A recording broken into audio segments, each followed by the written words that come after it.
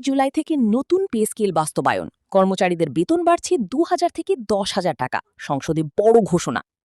আসসালামু আলাইকুম। দেশের লাখ লাখ চাকরিজীবীর জন্য এলো বহুল প্রতীক্ষিত সুখবর। দীর্ঘদিনের আলোচনা, দাবি এবং আন্দোলনের পর অবশেষে নতুন পে স্কেল বাস্তবায়ন নিয়ে বড় ঘোষণা এলো জাতীয় সংসদে। অর্থমন্ত্রী জানিয়েছেন, আগামী ১ জুলাই থেকে নতুন বেতন কাঠামো কার্যকর করার পরিকল্পনা নেওয়া হয়েছে। এই ঘোষণার পর সরকারি, আধা সরকারি এবং বিভিন্ন প্রতিষ্ঠানের কর্মচারীদের মধ্যে ব্যাপক উৎসাহ ও আলোচনা শুরু হয়েছে। কারণ নতুন পে স্কেল বাস্তবায়ন হলে কর্মচারীদের মাসিক বেতন সর্বনিম্ন ২,০০০ টাকা থেকেই সর্বোচ্চ ১০,০০০ টাকা পর্যন্ত বৃদ্ধি পেতে পারে বলে জানানো হয়েছে। বর্তমান সময়ে দ্রব্যমূল্যের ঊর্ধ্বগতি, বাসা ভাড়া বৃদ্ধি, চিকিৎসা ব্যয়, শিক্ষা খরচ এবং নিত্য প্রয়োজনীয় পণ্যের দাম বেড়ে যাওয়ার কারণে সাধারণ চাকরিজীবীরা দীর্ঘদিন ধরেই আর্থিক চাপে ছিলেন। বিশেষ করে নিম্ন ও মধ্যম আয়ের কর্মচারীরা নতুন বেতন কাঠামোর দাবি জোরালোভাবে তুলে ধরছিলেন। সংসদে দেওয়া বক্তব্যে অর্থমন্ত্রী বলেন, দেশের অর্থনৈতিক বাস্তবতা, মুদ্রাস্ফীতি এবং কর্মচারীদের জীবনযাত্রার ব্যয় বিবেচনা নিয়েই সরকার এই সিদ্ধান্ত নিয়েছে।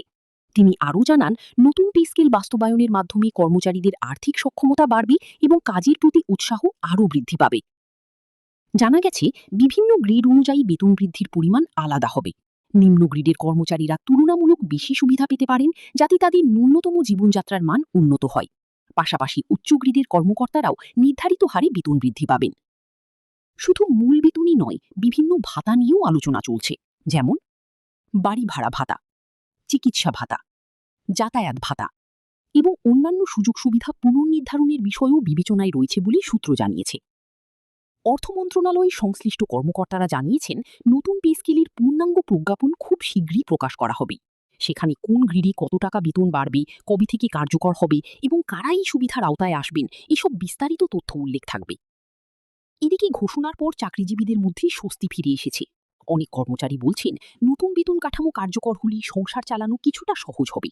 বিশেষ করে যাদের পরিবার বড় এবং মাসিক খরচ বেশি, তারা এই সিদ্ধান্তকে ইতিবাচক হিসেবে